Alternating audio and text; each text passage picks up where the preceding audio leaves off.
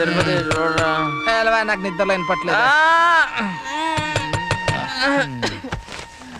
వచ్చే వస్తున్నా నాగా వద్దున్నా ఏదో గోల.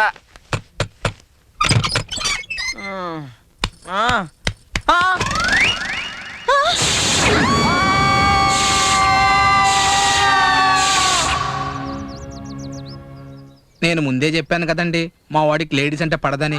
నీ విధమోహాలంటే నాకు పడదు, భరించట్లేదు. మాది కూడా సేమ్ ప్రాబ్లమ్.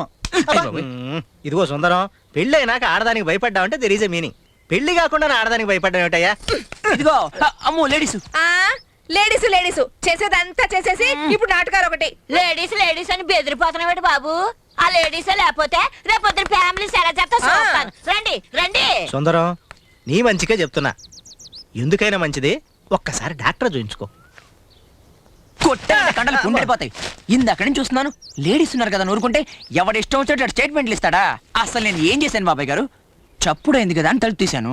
ఎదురుగా లేడీసు గుండెల మీద గుద్దేసింది. కేవ్వు నరిచాను. ఆ తర్వాత ఏమైంది నాకు తెలియదు. ఆ తర్వాత ఏమైందో ఆ అమ్మాయికి తెలియదు. నువ్వు సేఫ్, అమ్మాయి చెక్కు. అయినా నీకింత స్త్రీ ద్వేషం ఏమిటయ్యా? ద్వేషం కాదండి బాబు, భయం. ఆడదాని వల్ల రాజ్యాలే కూలిపోయాయి. అసలు ఈ రామాయణం జరగడానికి కారణం ఎవరు? రావణాసురుడు. ఎవడు చెప్పాడు? ఆడి చెల్లి శూర్పణఖ అంటే ఆడది. మా తాత చెప్పాడు. బతికే ఉన్నాడా? పోయాడు పాపం.